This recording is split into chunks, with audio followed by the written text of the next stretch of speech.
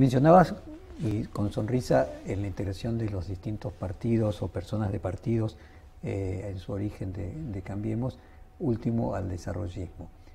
¿Qué es el desarrollismo entendido por vos? Si tuvieras que explicar a los legos de manera más... en un minuto, no digo en 30 segundos, en un minuto, ¿qué es el desarrollismo? Para mí es una forma de analizar la realidad. Y creo que por eso sigue vigente, ¿no? Además por el recuerdo de un gran gobierno como el de Arturo Frondizi. Es una metodología de abordaje de los problemas, ¿no?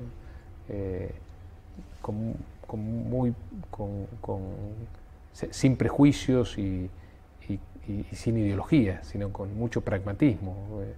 Mi abuelo enseñaba que frente a cada problema lo que había que preguntarse es, o ante cada opción o disyuntiva, es ¿qué nos hace más nación?, ¿no? En su momento era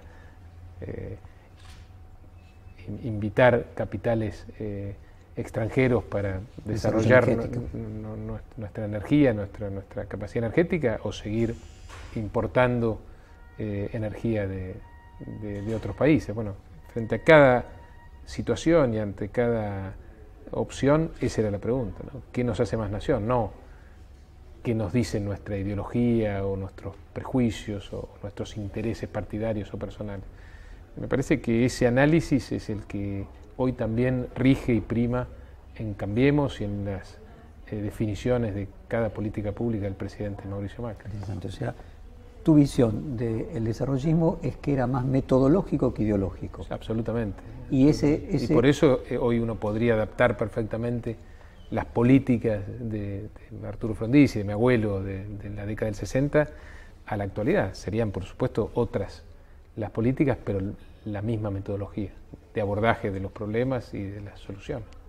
O sea que no hay que mirar al desarrollismo con los ojos de lo que fue a fines de los 50 y los 60 la manera de desarrollo, sino que hay que mirarlo epistémicamente, como un método, o sea, el nomológico deductivo, como un método. Y bueno, si no, ocurriría lo que hablábamos al principio de esta charla, ¿no? Que la idea o ese movimiento político entraría en obsolescencia porque los problemas nuevos no tendrían respuestas. Sus dirigentes ya no están más con nosotros tampoco.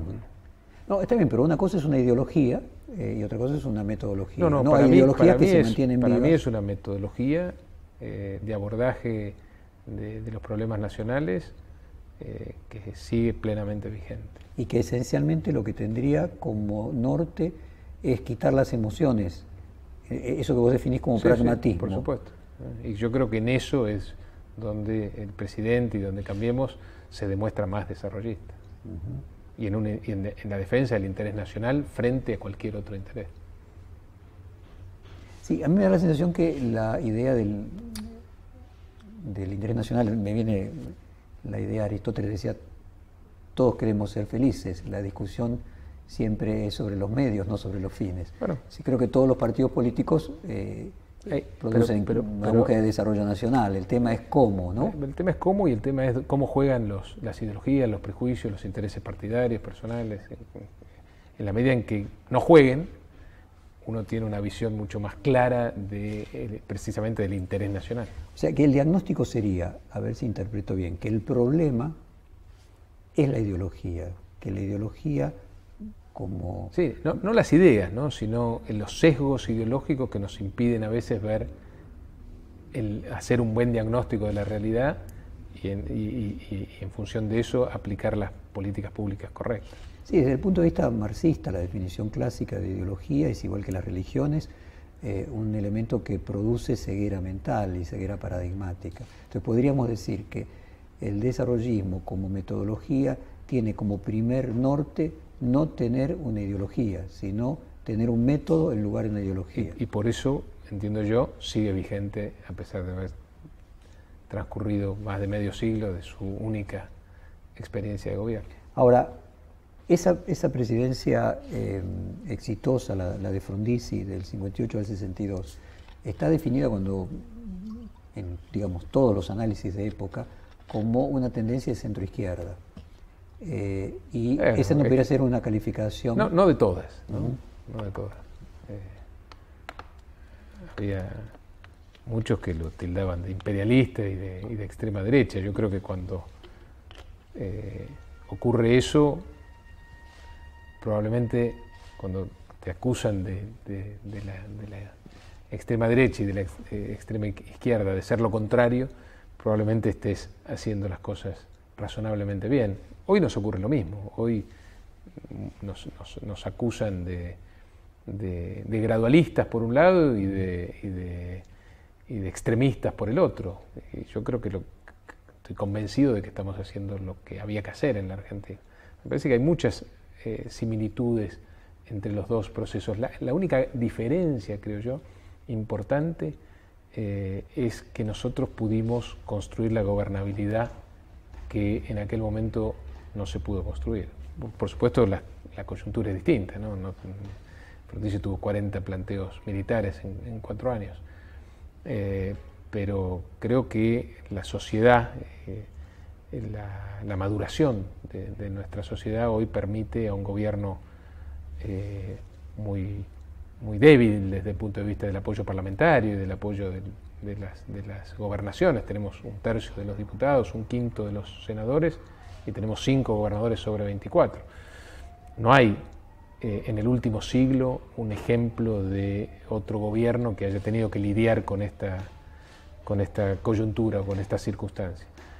Y sin embargo, creo que hemos podido construir una gobernabilidad que nos ha permitido llevar adelante muchas de las políticas públicas que teníamos pensado implementar para los primeros meses de la gestión. Es interesante la perspectiva, ¿no? Porque vos ves al desarrollismo y aquel gobierno de Frondizi, a las ideas de tu abuelo encarnadas, como reencarnadas en el actual gobierno, y obviamente tenés muchos argumentos para defender esa mirada, y simultáneamente hay otras personas que ven exactamente el opuesto, que ven que aquel gobierno era de centro-izquierda y este sería de centro-derecha.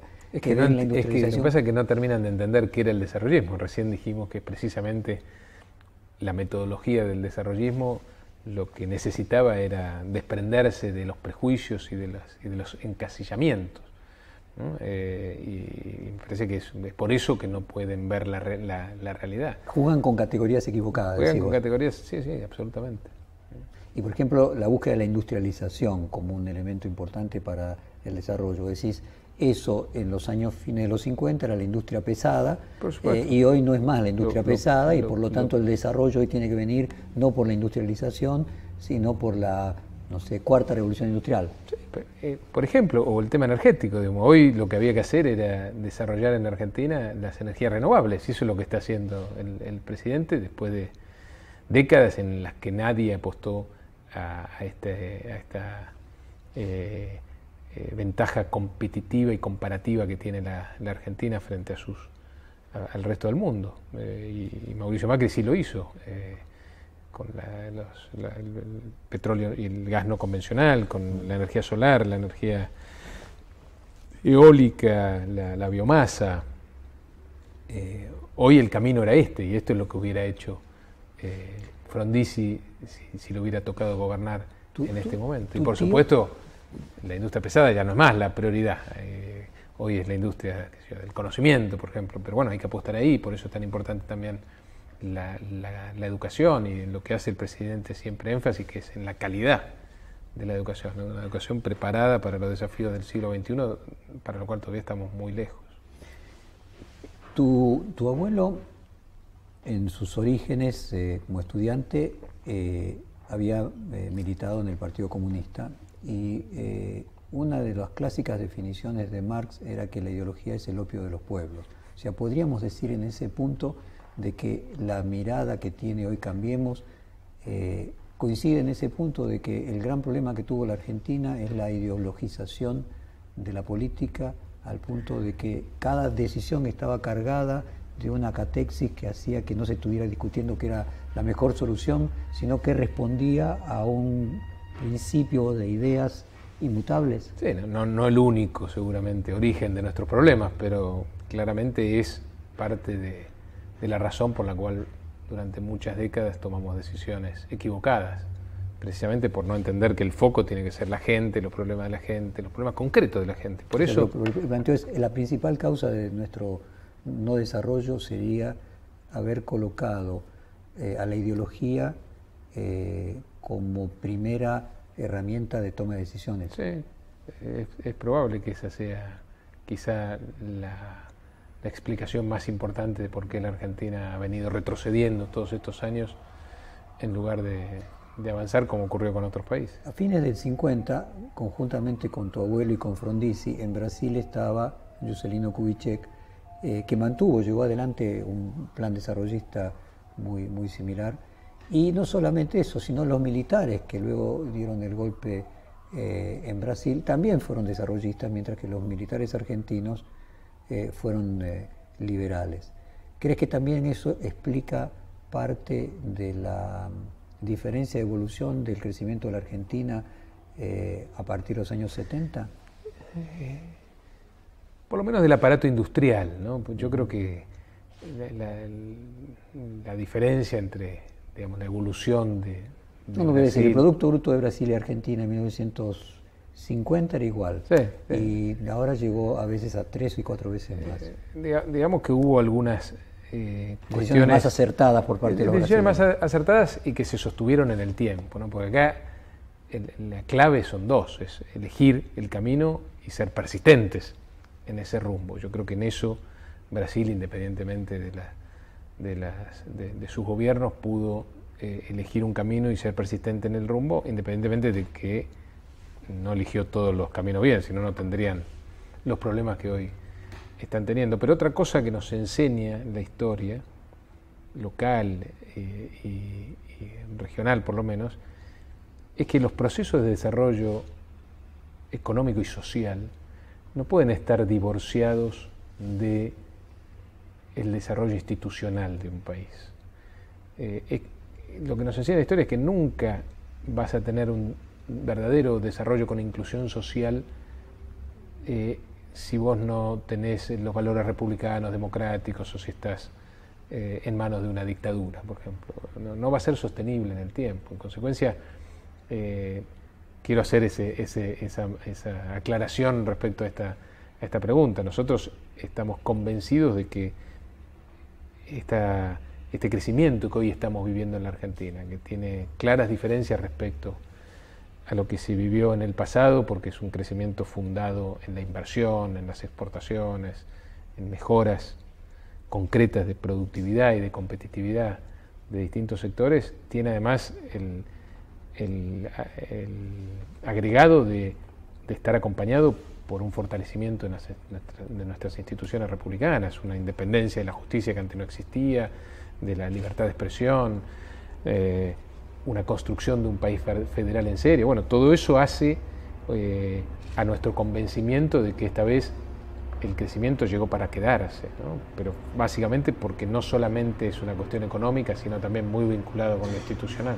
O sea, lo que vos marcabas es que necesita construir un apoyo político, que en el caso de Frondizi no tuvo no solamente por la cantidad de azonadas militares, sino porque después tampoco pudo en las elecciones, cuando Frondizi sale libre, tener algún grado de continuidad y de éxito, mientras que Cambiemos logra en estos 2 años de comenzar una situación de inferioridad en el Congreso, en la cantidad de gobernadores, ir construyendo un apoyo de la sociedad y ser exitoso electoralmente. Sí, además, las diferencias es que el desarrollismo a fines de los 50 no logró convencer a la sociedad de sus ideas.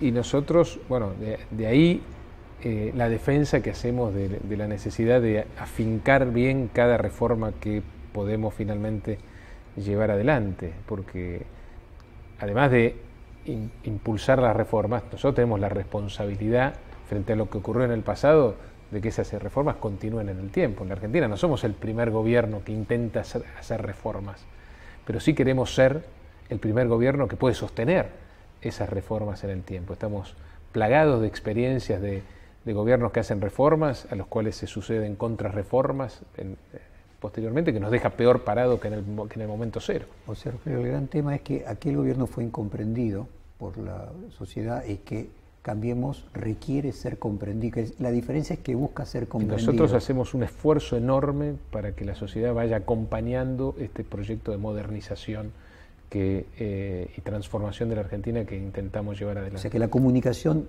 es muy importante y que era lo que quizás no comprendió aquel gobierno de hace 50 años. Es fundamental porque el cambio no lo hacemos, es entender finalmente que el cambio no lo hace un grupo de dirigentes, no lo hace un presidente iluminado con un buen equipo de gobierno. El cambio lo hace la gente y es la gente la que lo tiene que defender después en el tiempo. En el libro de Mario Morando sobre tu abuelo, acá lo tengo. Ahí lo tenés. Falleció Mario hace una semana. Él definía a tu abuelo como el ideólogo de Frondizi. En este contexto de que comunicar es importantísimo para consolidar el cambio, ¿Durán Barba sería el ideólogo de Macri? No, Jaime es un asesor de Mauricio, más vinculado a los temas electorales y a la estrategia electoral. Yo creo que es en eso de los mejores del mundo y aprobado en la Argentina, además que sabe hacerlo y que conoce muy bien además la realidad local. Pero Jaime no se mete en las decisiones de gobierno. No, me estoy refiriendo que para consolidar ese cambio es necesario convencer a la sociedad, que esa es la diferencia, en eso, que no sean incomprendidos como fueron tu abuelo y Frondizi. Yo creo que muchas veces, y esto lo he discutido en su momento con mi abuelo, había más esfuerzo en tener razón que en cambiar la realidad, ¿no? Y creo que eso es que lo que necesita la Argentina es que podamos finalmente transformar este país, ¿no? Que no le ha dado respuestas a su gente y que ha incrementado los niveles. ¿Qué te decía tu abuelo cuando le decías eso, que estaba más preocupado de tener razón que de convencer al otro? Yo tenía mi abuelo no se caracterizaba por la tolerancia, pero conmigo tenía un vínculo especial y me permitía algunas cosas que a otros no. ¿Y qué te decía cuando le planteabas? ¿Aceptaba como un error? No sé, podríamos denominarlo elitista, que finalmente su preocupación era con la ciencia, con la verdad, más que... No, yo creo que no está mal tener esa vinculación con la ciencia, con la verdad. Lo que pasa es que para un político eso hay que además vincularlo con la sociedad, ¿no? Y ahí evidentemente no tuvo éxito, insisto además, con otro contexto político y social el gobierno de Frondizi, pero tampoco tuvo éxito después el MID como instrumento político del desarrollismo, ¿no? Y que esa es la gran diferencia, o sea, que no comprendían que tenían que convencer a la sociedad. Entonces, la sociedad tenía que entender y no el espacio político hacer el esfuerzo por que la sociedad entienda. Sí, un ministro brasileño me decía un día que había dos tipos de partidos en Brasil, lo mismo se le aplica a la Argentina, ¿no? El partido de las ideas, que se quejaba siempre de por qué su país no sería como Europa, donde estaba claramente la socialdemocracia de un lado y el socialcristianismo, la democracia cristiana por el otro, y que estaba todo muy claro. Y el partido de la ola, que era aquel que hacía lo que había que hacer en cada momento y que ganaba las elecciones, era el partido de la ola, y todos los otros, sean de derecha o de izquierda, eran unos principistas que se quedaban defendiendo una idea que no lograba ser comprendida por la mayoría de la sociedad. O sea, podríamos decir que la diferencia entre el MID y el desarrollismo de Frondizi en aquel momento y Cambiemos es que Cambiemos aprendió la lección y lo que plantea es aunar la técnica con el éxito electoral, o sea, con la comunicación, porque finalmente lo que le faltaba era la comunicación. Así es, yo creo que es una buena síntesis, ¿no? O sea que si Frondizi hubiera tenido a Durán Barba, la Argentina se hubiese salvado. Bueno, eso es subestimar a todo el resto del equipo. Insisto con... No, pero porque el problema era un problema pero yo de creo que no lograba de ser me comprendido. parece que eso no es solamente algo que se demuestra en la campaña electoral, por eso hacía esta referencia. creo que en todos los actos de gobierno, ahora te entiendo. cada día de la gestión, uno tiene que tener en la cabeza la necesidad de comunicar y de convencer a la sociedad de que este es el camino correcto, porque los cambios son de la sociedad, no pueden ser impuestos por los dirigentes que circunstancialmente tenemos la responsabilidad de gobernar, sino que además tenemos la responsabilidad de que esos cambios se sostengan en el tiempo para realmente generar el cambio. El cambio es en la mente. El cambio es en la mente. Absolutamente. El cambio es en la mente. Rogelio, Morano también definía a tu abuelo como el James Bond de la política. ¿En qué sentido? Explícamelo o explícaselo a nuestros lectores. No, lamentablemente ya no está Mario para explicarlo a él. Él tenía una gran admiración por mi abuelo, lo conoció de grande. Ya de grande empezó a estudiar su historia y el impacto que tuvo su pensamiento en el pensamiento nacional. Y además de calificarlo como James Bond, lo calificaba como un hombre del Renacimiento, ¿no? Porque mi abuelo tenía intereses periodista. Varios, era periodista, era escritor, tiene en su haber libros de recopilación de poemas y de cuentos, ha sido amigo de muchos artistas de la época, Ariel Ramírez, Atilio Estampones fueron grandes amigos de él. ¿Y James Bond por qué?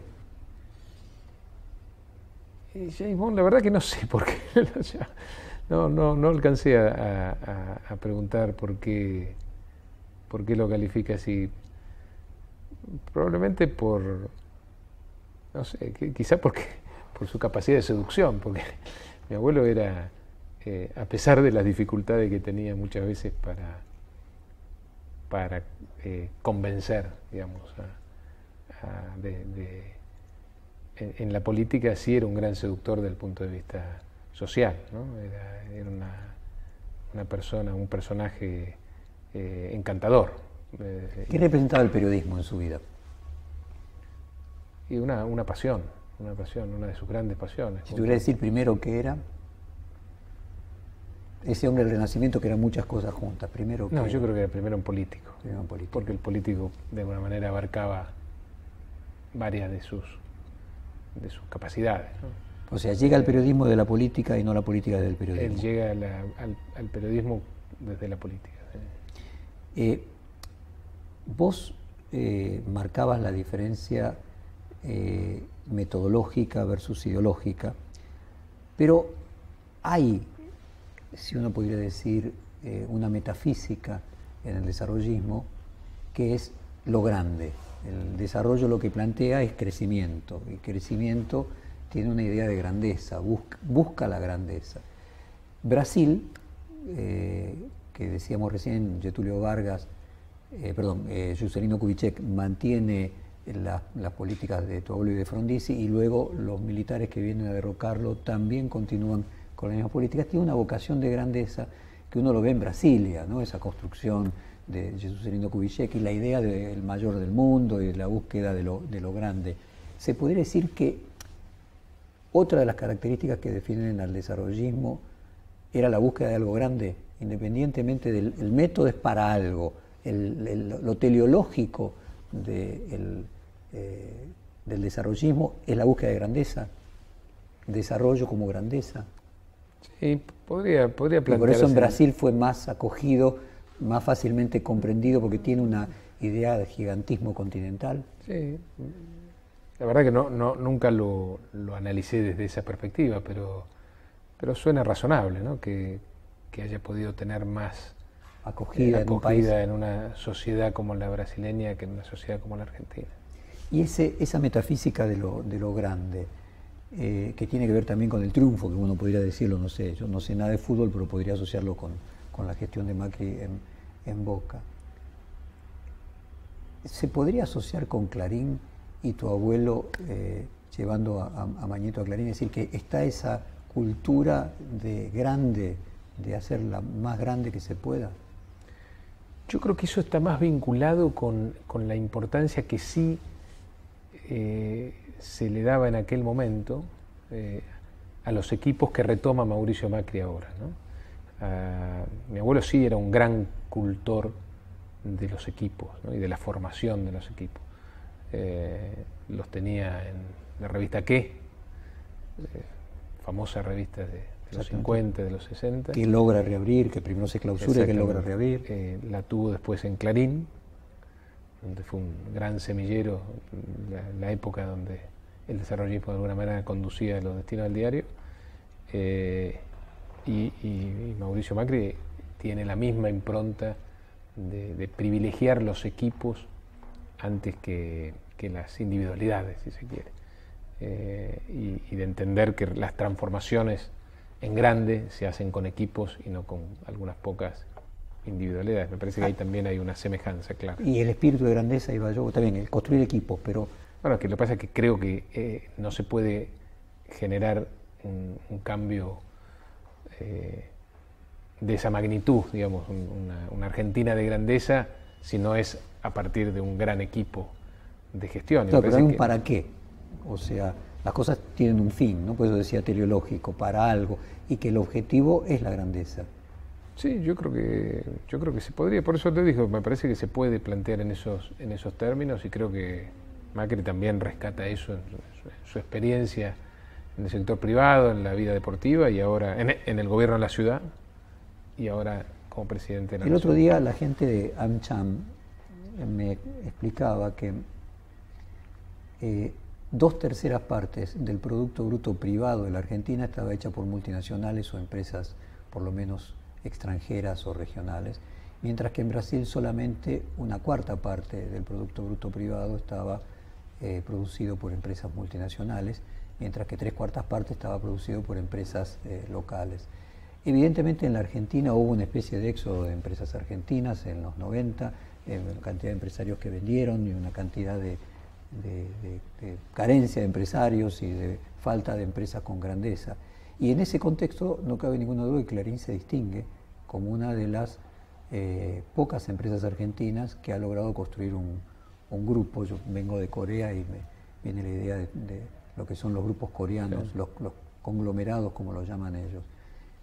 Vuelvo a la idea de si está en Clarín esa génesis sí, de la Urdaneta. Claramente dejó ese gen de grandeza que tiene que ver con esa etapa en donde Clarín empieza a ser grande, ¿no? Que es precisamente la gestión del desarrollismo al frente del diario. Vos te recibiste de economista con la especialización en planificación y desarrollo económico. Y tuve que cursar economía marxista y leer El Capital en alemán, además por sugerencia de mi abuelo, sí, en la UBA. En la UBA. Y bueno, además fuiste profesor de posgrado, de grado en universidades españolas, argentinas, de todo tipo. Entonces me gustaría debatir un poco el modelo económico desde la idea de la planificación y el desarrollo económico. ¿Qué le decís a aquellos que dicen que en realidad el gobierno está reprimarizando la economía, colocando su foco principal en los productos del campo? Bueno, que así encontramos la Argentina. Encontramos una Argentina con muy poco valor agregado, con una Argentina que durante muchos años tuvo una economía incapaz de generar puestos de trabajo en el sector de la producción, y que estamos cambiando esa realidad, claramente. Insisto que ese tipo de visión está sesgada por los prejuicios y por las anteojeras ideológicas. La Argentina tiene que primero desarrollar su potencial, su enorme potencial, y aprovechar sus ventajas comparativas y competitivas, cosa que no ha hecho en muchas décadas, y por eso terminamos como terminamos. Y ahora estamos lentamente intentando cambiar ese rumbo. Las energías alternativas, la apuesta a la biotecnología, a la industria del conocimiento, al emprendedurismo, a la posibilidad de transformar la producción de nuestro campo tan competitivo y pasar de ser el granero del mundo al supermercado del mundo, como siempre lo plantea el presidente, tiene que ver con eso, con la posibilidad de generar trabajo y trabajo de calidad y trabajo bien remunerado, independientemente de la cuestión ideológica. A ver, si tu abuelo estuviera hoy, podría decir, bueno, reprimarizar. Lo que pasa es que los términos de intercambio de las commodities son muy distintos de hoy hace 50 años, entonces hoy es mucho mejor negocio exportar la producción de artículos primarios. Pero lo que diría es,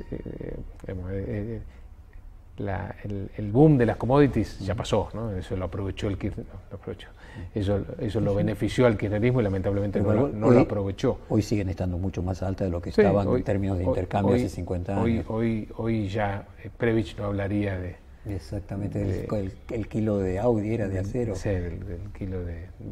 No me acuerdo si era de Audi o de acero, con el kilo de trigo. Sí. De Audi no debía ser.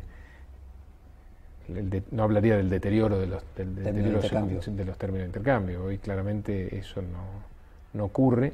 Yo digo, con pragmatismo. Hoy hay muchos productos manufacturados que son muy parecidos a una commodity. Lo que necesita, lo que hay que hacer desde el punto de vista del interés nacional es incentivar e impulsar inversiones en sectores que puedan generar valor agregado y que puedan pagar salarios altos, digamos. Pero entre otras cosas lo que tenemos que hacer es para eso, para algún país, para que una economía pueda pagar salarios altos, lo que tiene que hacer es achicar el costo del capital, porque simplificando al extremo, en una economía hay dos factores, el capital y el trabajo. Si uno tiene mucho capital, puede ocuparse más en remunerar mejor al trabajo, y en eso también estamos trabajando, y eso tuvo que ver con la recuperación de la confianza en la Argentina. Nosotros nos propusimos dos grandes desafíos cuando asumimos la gestión. El primero fue evitar una gran crisis. Después de agotado el ciclo populista en la historia reciente y no tan reciente de nuestro país, siempre sobrevino una gran crisis y detrás de esa gran crisis viene un incremento sustancial de la pobreza estructural como peor consecuencia. Y el otro objetivo fue generar gobernabilidad, de lo que ya conversamos. Y creo que pudimos cumplir los dos. No, estoy seguro que podemos cumplir los dos objetivos. El primero lo cumplimos a partir de la restauración de la confianza en nosotros mismos, digamos, nuestro potencial, la confianza de los ciudadanos en el gobierno y la confianza del mundo en la Argentina. Y esa confianza, sobre todo la confianza del mundo en la Argentina, está teniendo como consecuencia una reducción en el costo del capital. Más inversiones, más financiamiento a menores tasas, y lentamente eso va a posibilitar que tengamos más recursos para remunerar mejor el trabajo. Que esa es la característica, si se quiere, de los países desarrollados.